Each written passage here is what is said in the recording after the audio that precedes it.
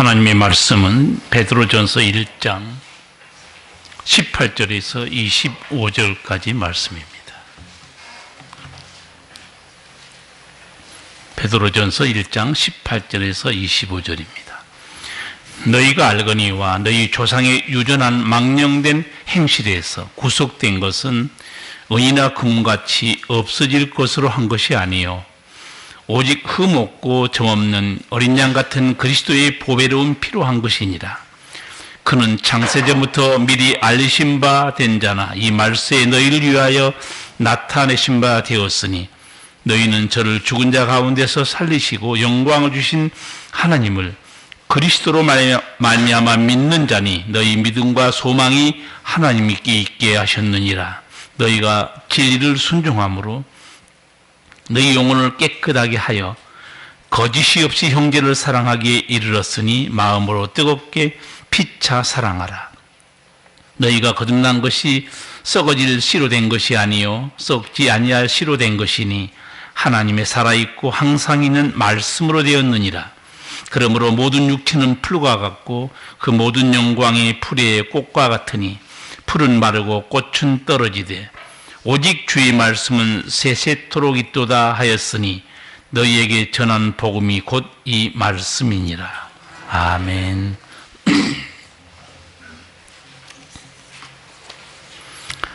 여러분 생각이 긍정적이세요? 부정적이세요? 네, 한때 긍정의 힘이란 책, 그 책이 많은 사람들의 관심을 끌었습니다. 그리고 긍정의 힘으로 세상을 정복하라 그런 책도 나왔어요. 최근에 보니까 성공한 36명이 자기 하나의 사례를 담아서 또 긍정의 힘이라는 책을 썼더라고요. 온갖 좌절과 역경 속에서 내가 꿈을 이뤘던 것은 긍정의 마인드였다. 성공의 키 중에 하나가 긍정의 마인드. 도전도 성공도 출세도 행복도 긍정의 마인드에서 나왔다고 입을 모아 말합니다. 그래서 이런 구호 들어보셨죠? 할 수 있다. 하면 된다. 해보자. 회사 영업부에서 제창하는 구호이기도 합니다. 부정적으로 생각하잖아요. 아무것도 하지 못합니다. 생각만 하고 있는 사람, 입만 가지고 말하는 사람, 아무 결과물이 없어요. 인간의 의지가 모든 것을 이룰 수 있다. 그렇게 말하는 철학자도 있어요. 쇼펜하우어입니다. 그 행복론에서 이렇게 말해요. 행복은 꿈이요, 현실은 불행하다고 그랬어요. 그래서 이 공부를 해야 되고 통찰해야 되고 욕망을 잘 다스려야 한다. 의지만 있으면 행복하다. 그렇게 가르쳤어요. 그런데 철학자와 달리 정신의학과 교수는 전혀 다른 말을 합니다. 얼마 전에 한 정신과 교수가 방송에서 이렇게 말한 걸 보고 약간 놀랐어요. 저는 올해 31년 차 정신과 교수입니다. 내가 깨달은 것은 내 마음이 내 마음대로 안 된다는 사실이었습니다. 아마 환자들의 마음을 치료하고 자신의 마음도 관찰했던 정신과 교수의 결론은 내 마음은 내 마음대로 안 된다는 거예요. 성도 여러분, 마음 관리 잘 되십니까? 도대체 누구 말이 맞는 거죠? 할 수 있다, 해보자, 긍정이면 모든 것이 가능하다. 이 주장, 사람의 마음은 마음대로 안 되는 것이다. 어떤 말이 맞는 거죠?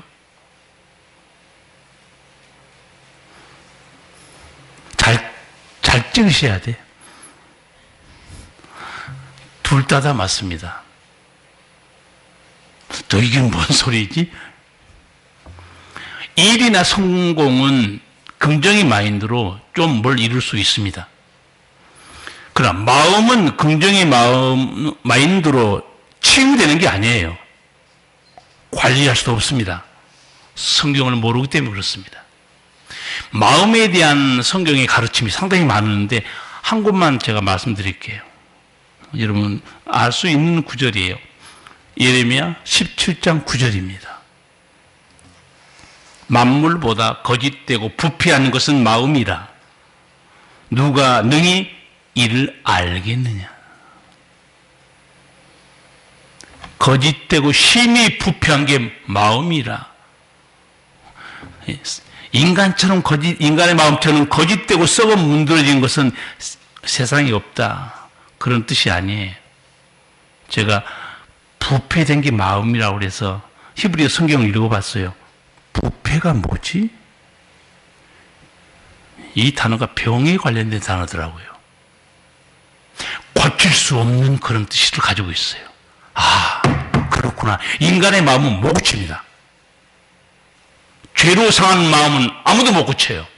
무슨 뭐 돌을 닦고 수양하고 기도해보고 어림도 없는 일이에요. 한번 해보세요. 그래서 사람들이 이런 말 쓰죠. 내 마음 나도 몰라. 그리고 좀 더 자기를 커버하기 위해서 내가 미쳤나 봐. 내가 뭘 씌웠나 봐. 뭐해. 내가 노망했나 봐. 노망하기는 원래 마음이 상한 거예요. 자기를 감추기 위한 변명이지. 사람의 마음은 고칠 수 없는 겁니다. 사람은 정말 자기 마음을 다스리지 못하는구나. 그걸 생각하는 내가 깨닫는 영화가 하나 있어요. 그것도 청소년 시절에 본 영화인데 그 장면, 그 대사를 그 어린 나이에 너무 충격받아서 지금도 또렷이 기억하고 있습니다. 프랑스 영화예요. 우리나라에 프랑스 영화가 별로 많지 않잖아요. 암흑가의 두 사람. 혹시 영화 본 사람 없으시면 집에 가서 보세요.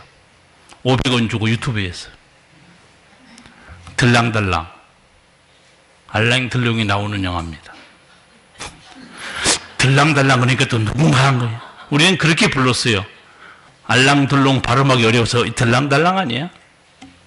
미남 주인공인데 은행 강도로 12년 동안 복역하고 출소합니다.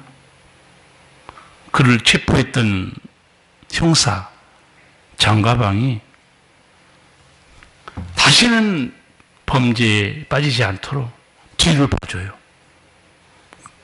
가정도 만들어주고 일터도 알아봐주고 모든 일을 씁니다. 알랑드롱도 가정에 정을 붙이고 마음을 다잡고 열심히 살려고 그러는데 안 되는 거예요. 또다시 은행 강도짓 하다가 결국은 사람 죽입니다. 단두대 앞에 딱 서 있어요. 나 그 장면이 너무 무섭더라고요. 단두대 위에는 칼날이 있어요. 단두대에 칼날이 내려오는 순간에 목은 잘립니다.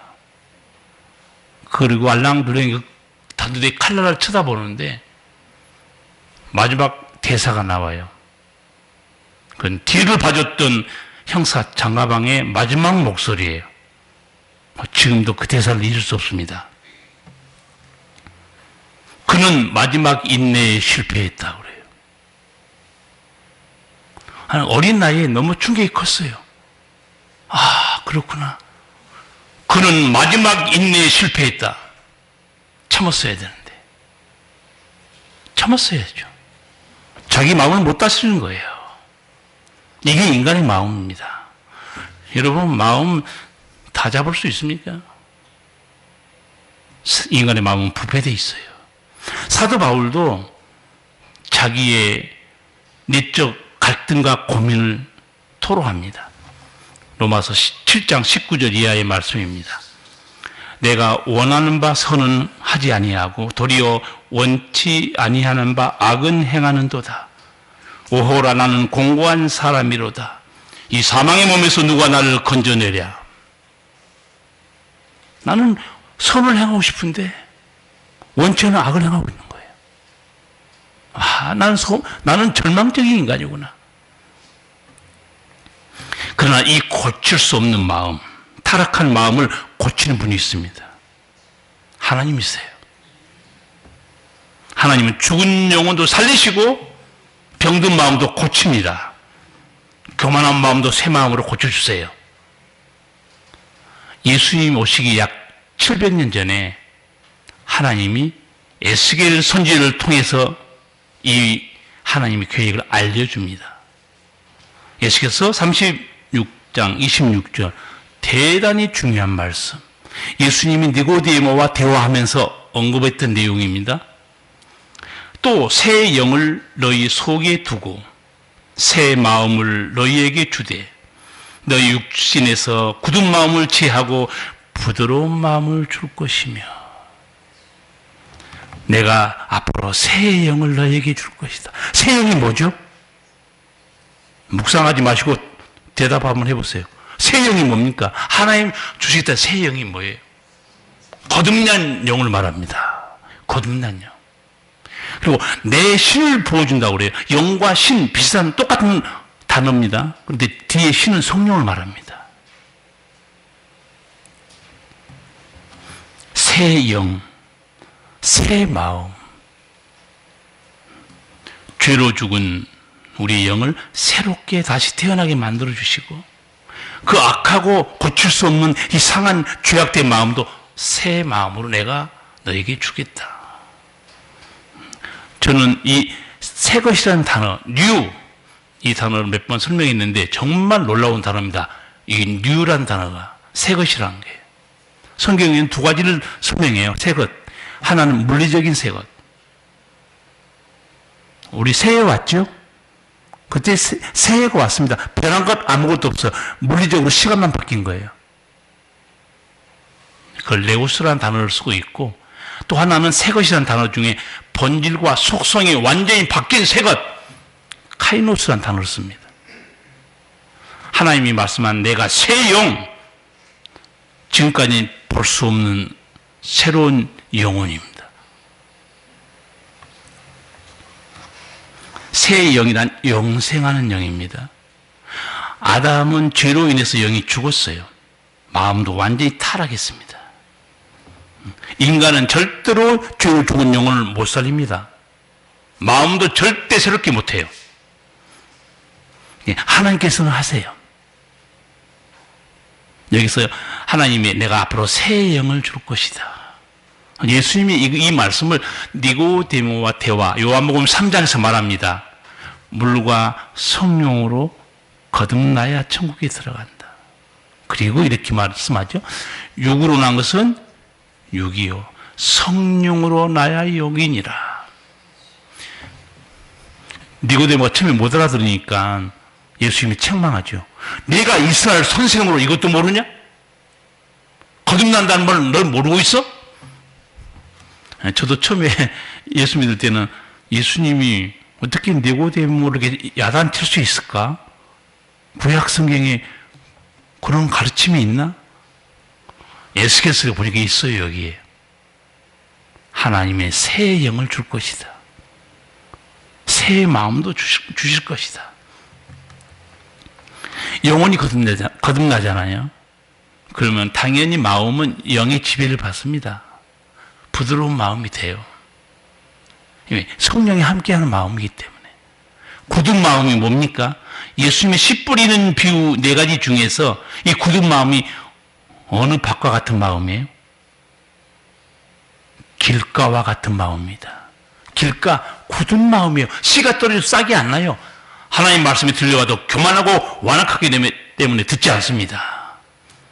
오늘 말씀에서 베드로 사도 너희가 어떻게 거듭난 줄 아느냐? 자세히 설명해 줍니다. 23절 같이 읽겠습니다. 너희가 거듭난 것이 썩어질 씨로 된 것이 아니요 썩지 아니할 씨로 된 것이니 하나님의 살아있고 항상 있는 말씀으로 되었느니라. 아멘. 예수 믿는 여러분 분명히 아십시오. 교회에 다니고 예수 믿는다는 게 교인이 되는 것도 아니고 세상 복받는 것도 목적이 아닙니다. 가정의 행복을 위한 것도 아니고 마음의 평안을 위한 것도 아니에요. 예수님은 그 생명을 주신 이유가 영원한 하늘나라 영생을 주시기 위해서 우리를 위해 돌아가신 것이지 그냥 왔다 갔다 세상 걸 위해서 주시려고 십자가에 돌아가신 것이 아닙니다. 그래서 베드로는 말한 거죠. 너희가 예수 믿고 말씀 듣고 회개한 것은 거듭나기 위한 것이다. 새로운 생명으로 다시 탄생한 거예요. 베드로가 설명해 줍니다. 너희가 거듭난 것이 썩어질 씨로 된 것이 아니요 썩지 아니할 씨로 된 것이니 하나님의 살아있고 항상 있는 말씀으로 되었느니라. 거듭난 것을 설명할 때 씨로 말합니다. 씨. 왜 씨로 말했을까요? 씨의 특성이 뭐죠? 씨는 다시 생명이 있으면 다시 싹이 납니다. 그런데 베드로는 씨를 두 가지로 설명하죠. 하나는 무슨 씨입니까? 썩어질 씨. 다른 하나는 뭐예요? 썩지 아니할 씨. 이렇게 설명해요. 우리는 뭐 농사 지은 사람들은 너무 잘 아시겠지만 씨를 심었다고 싹이 난 건 아니에요. 쭉정이는 심어도 싹이 안 납니다. 알곡만 다시 생명이 나오는 거예요. 알곡만 생명이 나와요. 썩지 아니할 씨가 뭐라고 말하는가? 하나님 말씀이라고 그래요. 하나님 말씀은 살아있다는 거예요. 살아있기 때문에 들으면 믿으면 역사가 일어납니다. 썩지 아니할 씨는 뭘까요? 이 말씀인데 썩어질 씨는 뭘까요? 썩어질 씨는 생명이 없는 종교, 생명이 없는 과학과 철학, 인간의 가르침이에요. 거기 생명이 없어요. 사람의 말들이에요.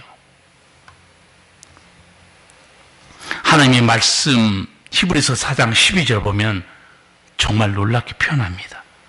하나님의 말씀은 살았고 운동력이 있어 혼과 영과 및 관절과 골수를 찔러 쪼개기까지 하며 또 마음의 생각을 감찰하느니라. 하나님 말씀은 살아온 능력이 있습니다. 그래서 여러분이 말씀 들을 때 이 자리에서도 회개한 사람이 있고 깨닫는 사람이 있고 결단한 사람이 있고 두려워하는 사람이 있습니다.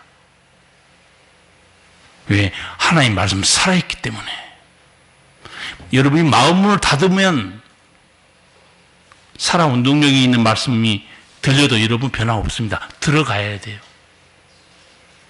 여러분이 마음으로 말씀 받으셔야 되는데 우리가 그 달력 보면 예수님이 녹화하는 그 명화가 하나 있습니다. 내가 문을 두드리노니 누구든지 문을 열면 내가 들어가서 너는 나로 더불어 먹고 이렇게 말해요. 제가 그 명화의 설명을 보고 너무너무 은혜 받았어요. 예수님이 문을 두드리는데 그 문에 문고리가 없습니다. 정말 믿음 있는 화가가 그린 그림이에요. 왜 문고리가 없는가? 그 문에 밖에서 열 수 없다는 뜻입니다. 내가 열어줘야 돼. 내가.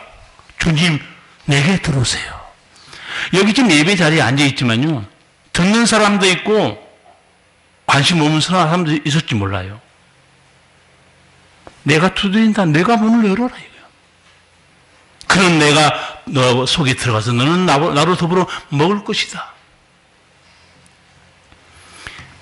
주의 음성을 들으면 성도는 살아나게 돼 있어요. 여러분 아주 자명한 진리 하나 물어볼게요. 생명이 어디서 올까요? 생명은 반드시 생명으로부터 나옵니다. 무생물에서 생명이 나올 수 없어요. 자명한 진리입니다. 우리에게 예수님이 영생을 주셨죠. 그러면 간단합니다. 영생을 주신 그 예수님은 산자요 죽은 자요? 산자입니다. 그렇기 때문에 생명이 우리한테 들어온 거예요. 하나님은 어떻게 말씀하는가? 살아계신 하나님 이렇게 말씀해요. 천지 창조한 거 보세요. 창세기에. 하나님 말씀이 나갑니다. 짐승도 인간도 들의 모두 풀도 생명이 존재하게 됩니다. 생명은 생명으로부터 반드시 나와요. 하나님의 생명이기 때문에 그 말씀에서 생명이 나갑니다. 너무 자명한 진리예요. 썩어질 씨. 제가 말씀드렸죠. 인간의 종교, 과학과 철학, 그 인간의 깨달으면 생명이 없어요.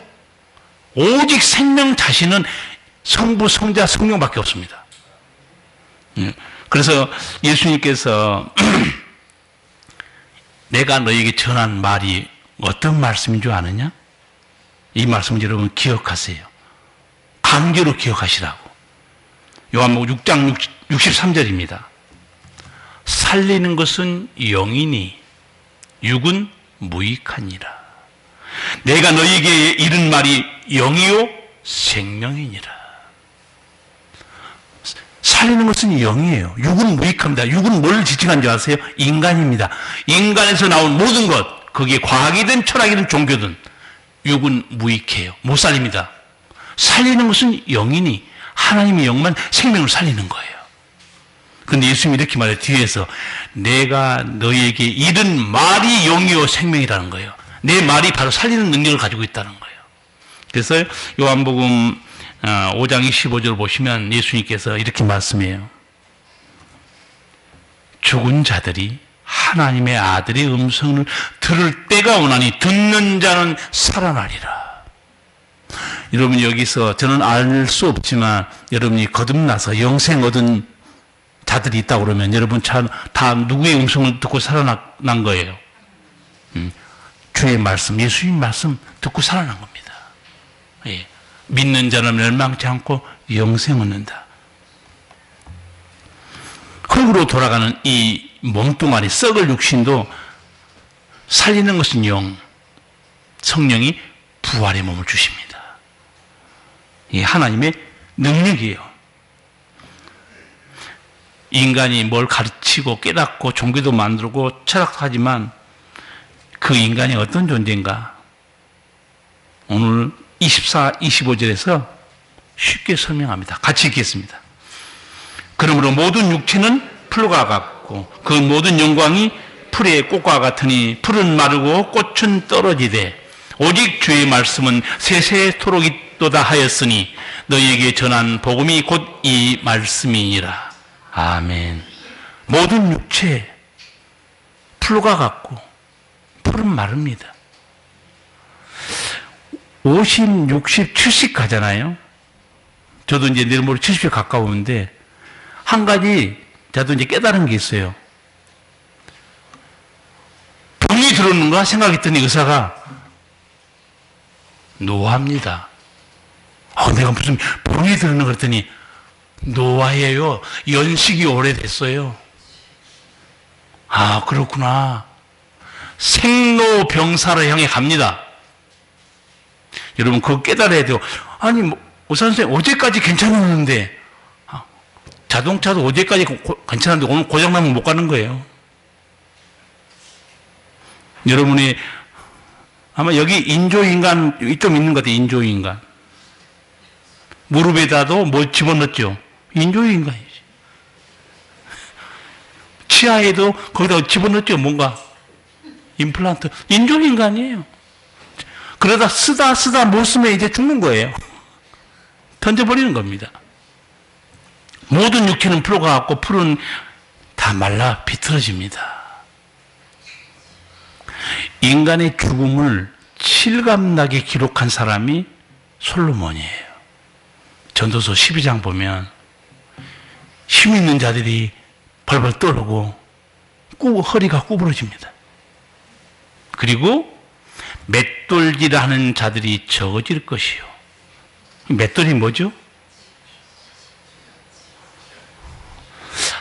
여러분 옥수수 보면 진짜 우리 이빨하고 똑같이 생겼죠. 옥수수 속에 치아를 튼튼하게 하는 성분이 있다고 그래서 강냉이를 열심히 먹는데도 별로 안 좋아진 것 같아요. 맷돌질하는 자가 적으실 것이요. 어느 날 제가 우리 장로님 집사님 보고 깜짝 놀란 적이 있어요. 털기를 딱 빼는 걸 처음 봤어요. 합죽이 할아버지 돼버린 거예요. 아, 저분이 틀리였구나. 맷돌질 하는 자가 점점 적어집니다. 살구나무에 꽃이 피죠. 여기 사기친 사람 몇이 있어요.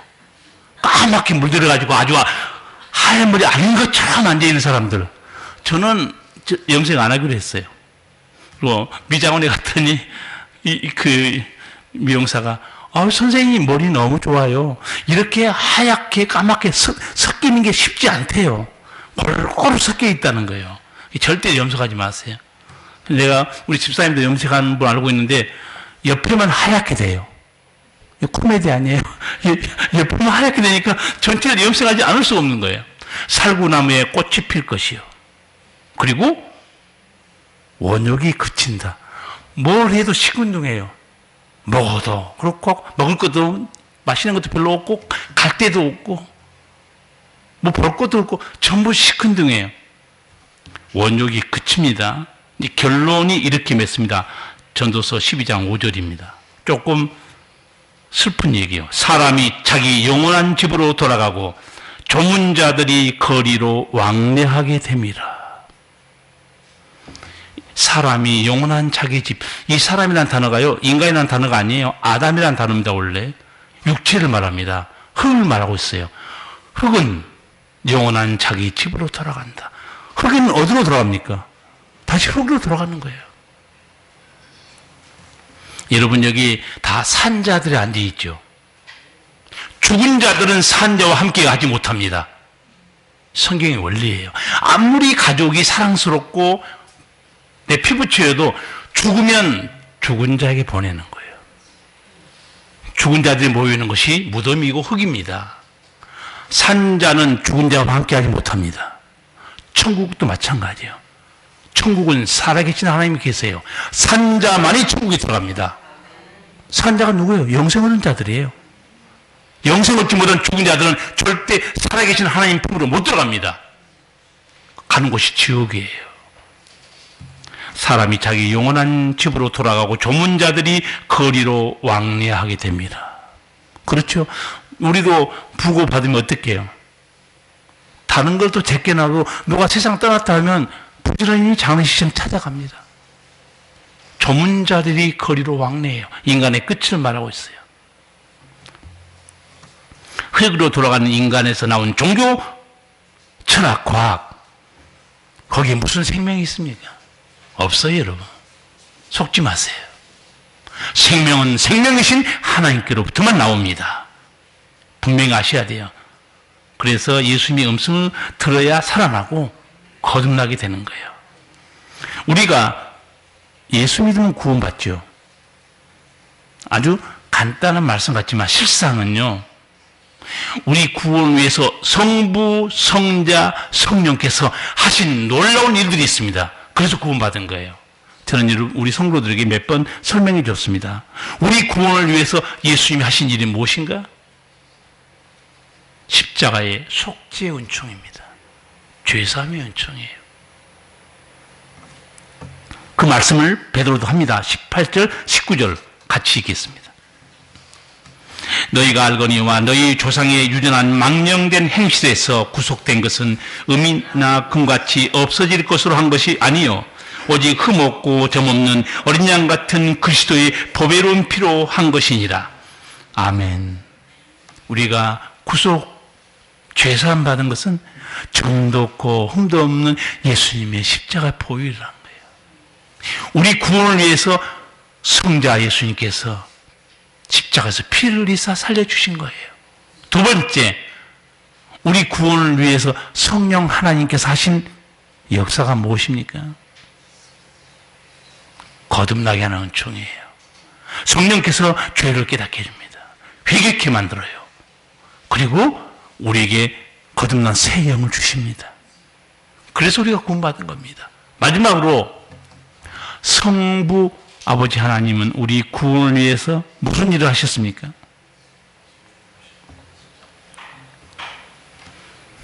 죄사함의 은총을 주시려고 예수님을 보내주시고 거듭나게 하시려고 하나님의 성령을 보내주셨습니다. 아버지의 사랑이에요. 이 은혜 때문에 우리가 구원받은 겁니다. 이 구원받은 우리를 향한 하나님의 뜻이 있어요. 이걸 알고 사셔야 됩니다. 내가 하나님 믿고 복받고 잘 살아야지 행복을 위해서, 건강을 위해서 출세하고, 그게 아니고 하나님 뜻이 분명히 있습니다. 14절, 16절 같이 읽겠습니다. 너희가 순종하는 자식처럼 이전 알지 못할 때에 쫓던 너희 사욕을 본받지 말고 오직 너희를 부르신 거룩한 자처럼 너희도 모든 행실에 거룩한 자가 되라. 기록하였을 때 내가 거룩하니 너희도 거룩할지어다 하셨느니라. 아멘. 아버지 뜻이 뭐죠? 내가 거룩하니 너희도 거룩하라. 거룩이라는 단어가 가장 많이 나온 성경책 혹시 아세요? 아니, 여러분 성경책 안 읽으세요? 거룩이라는 단어가 가장 많이 나온 성경책이 레위기입니다. 레위기가 총 27장으로 되어 있는데 제가 한번 세어보니까 무려 50번 정도가 거룩 계속 나와요. 레위기는 거룩, 성결의 책입니다. 우리 성도들은 아시겠지만 다시 한번 확인 작업 들어갑니다. 성도는 거룩이 뭡니까? 거룩이 뭐가 거룩이에요? 거룩이라는 뜻이 여러 가지를 가지고 있습니다. 거룩, 구별되다, 분리되다, 정결하다. 그래서 거룩이라는 것은, 정결하게 되다는 것은 죄사함에서 오는 은총입니다. 죄사함이 없는 곳에 정결함 없습니다. 의롭게 되는 곳 없어요. 엄밀히 보면요, 세상 사람들은 이 거룩이라는 단어를 쓸 수가 없어요. 써도 안 됩니다. 그걸 몰라요, 그 사람들은. 거룩은 왜 세상 사람이 쓸 수 없냐면, 거룩은 반드시 죄사함의 은총이기 때문에 그렇습니다. 예수의 피로 죄사함도 못 받는데 무슨 거룩이 어디 있어요? 하나님께서 레위기에 짐승의 제사, 속죄 제사를 드리면서 거룩하게 하셨죠. 제사의 목적 어디 있는가? 성결함에 있습니다. 그런데 성결함이 제사의 근본적인 목적은 아니에요. 성결함의 목적은 어디 있을까요? 거룩하신 하나님과 함께 살기 위해서 그렇습니다. 하나님이 거룩하기 때문에 거룩하지 못한 자는 하나님과 살 수가 없어요. 그러니까 하나님의 은총을 받는 출발점이 이 죄사함의 은총인 거룩입니다. 여러분, 그래서 이게 신앙생활 하신 분 여러분, 이걸 명심해야 됩니다. 내가 하나님의 은총을 누리는 것은 열심히 내는 것도 단순한 기도도 아니고 거룩함입니다. 죄사함이에요. 정결함입니다. 이게 은총을 받는 출발점이에요. 또 거룩이라는 게 분리, 구별되다는 뜻도 가지고 있습니다. 나는 이 단어가 우리 성도들이 더 깊이 새겨야 될 뜻이라고 생각합니다. 성도들은 예수님의 보혈로 분리되어 있습니다. 뭐가 분리되어 있어요? 죄악과 분리되어 있어요. 죄악에서 다 끊어냈습니다. 죽음과 분리되어 있습니다. 다시는 사망 권세가 우리를 지배하지 못합니다. 세상의 더러운 것과 분리시켜놨어요. 악한 것과 분리시켜놨습니다. 거룩한 백성이라는 것은 이렇게 죄와 사망과 분리된, 구별된 백성을 말합니다. 그래서 베드로는 너희가 거룩한 백성이 됐으면 정말 타락해서는 안 된다고 강조하고 강력하게 외친 말씀이 베드로후서 뒤에 나옵니다. 베드로후서 뒤에 2장 20절에서 22절까지 찾아서 같이 읽겠습니다.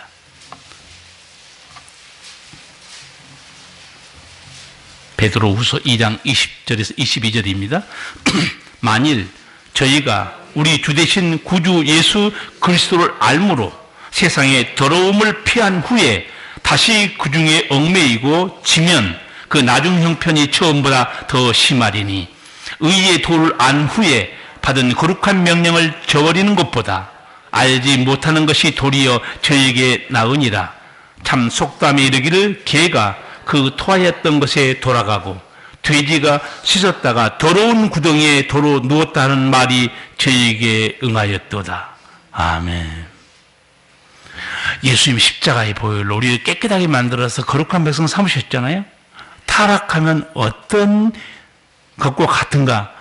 두 짐승을 예를 듭니다. 하나는 개고 하나는 돼지입니다. 22절에 나오잖아요. 다시 타락하면 어떻게 되는가? 개가 그 토하였던 것에 돌아가고. 여러분, 개가 웬만해서 다 머리를 주워 먹어요. 근데 개가 먹었는데 도저히 소화를 못 시키고 너무 더러우니까 토해버립니다. 여러분, 그 토한 것을 개가 다시 집어 먹어요. 그 더러운 거를. 이게 타락한 상태를 말합니다.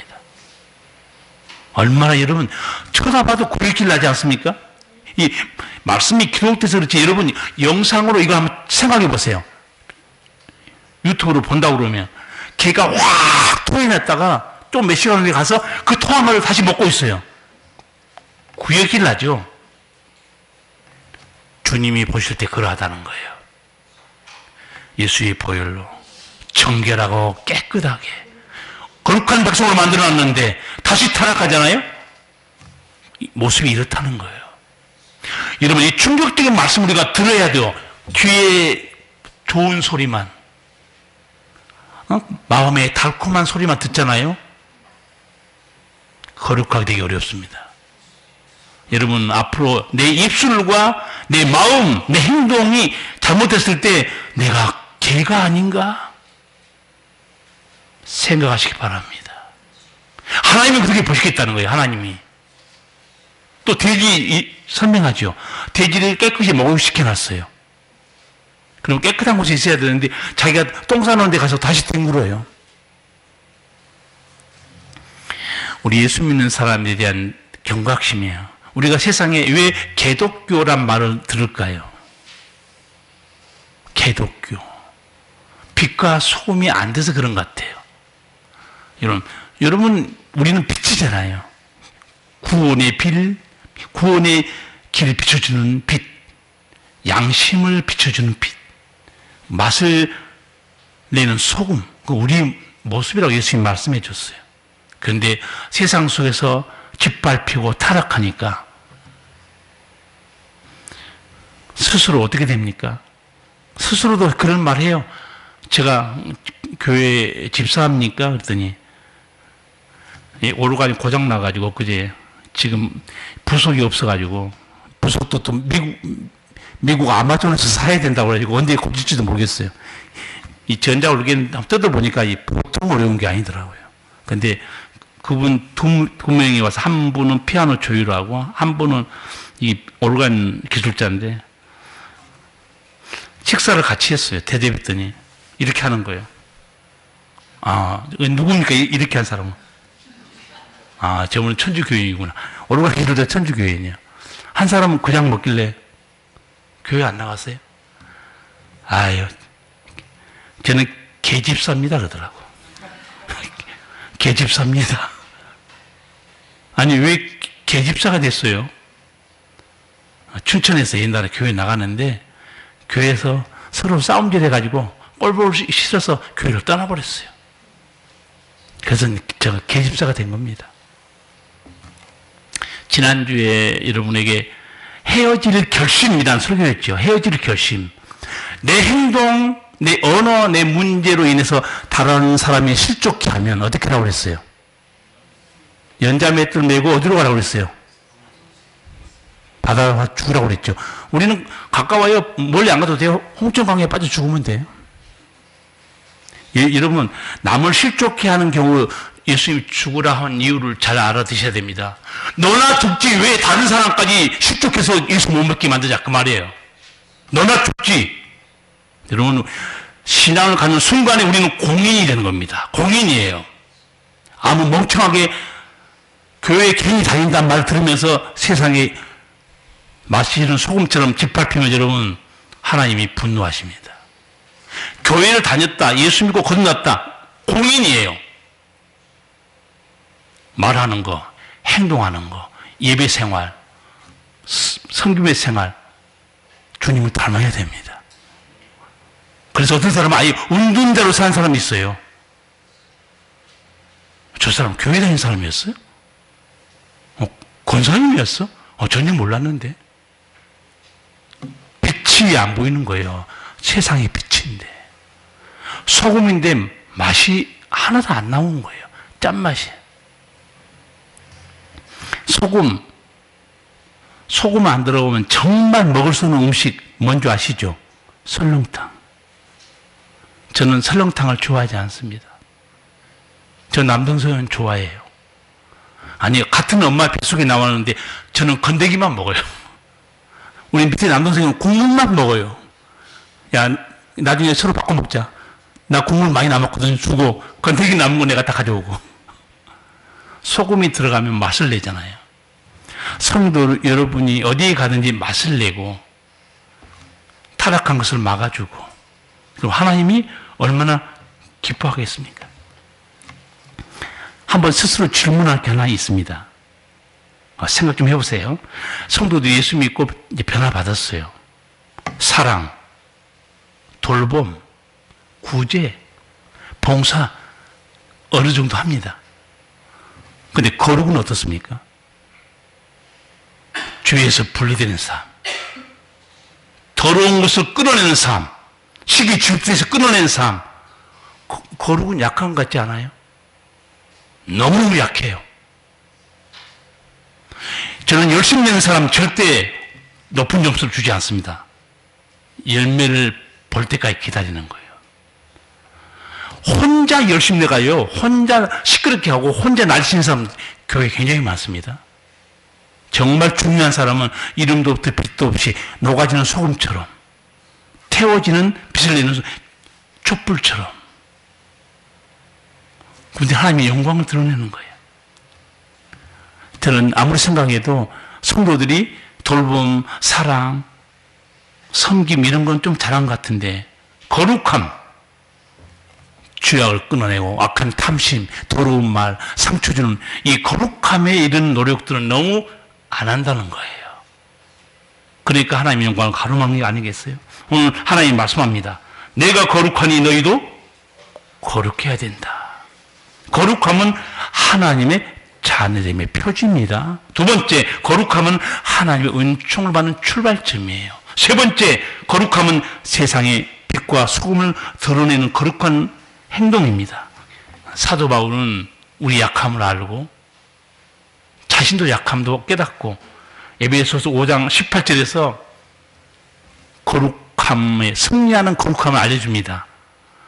에베소서 5장 18절은 기억하시죠? 술 취하지 말라. 이는 방탕한 것이니 성령의 충만을 받으라고 그래요. 성령의 충만을 받으면 성령의 능력으로 살아갑니다. 술 취하면 술 기운으로 미친 사람처럼 살아가요. 술 기운으로. 성령의 충만 받으면 성령의 능력으로 살아가는데 그 성령의 아름다운 열매가 뭐죠? 사랑이죠.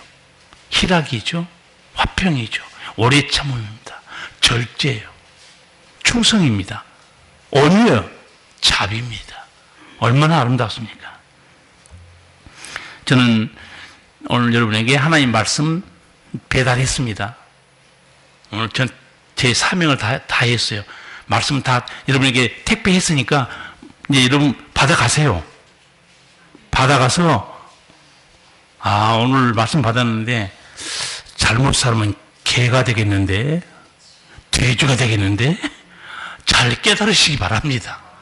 하나님이 여러분의 이게 기대한 바가 커요. 내가 거룩하니 너희도 거룩해라. 너희는 구별된 백성이요 죄악과 죽음과 분리된 내 백성이다. 그렇게 살면 안 된다는 거예요. 여러분, 세상에서 거룩한 영향을 끼치며 살기를 원하고, 여러분 빛입니다. 구원의 길을 비춰주는 복의 통로로 사시기를 축복합니다. 기도하시겠습니다. 아버지 하나님께서 오늘 우리에게 말씀을 주셨습니다. 너희가 거듭난 것은, 천국 백성이 된 것은 썩지 아니할 씨, 하나님의 말씀, 우리 예수님의 말씀, 살리는 것은 영인의 육은 무익하니라.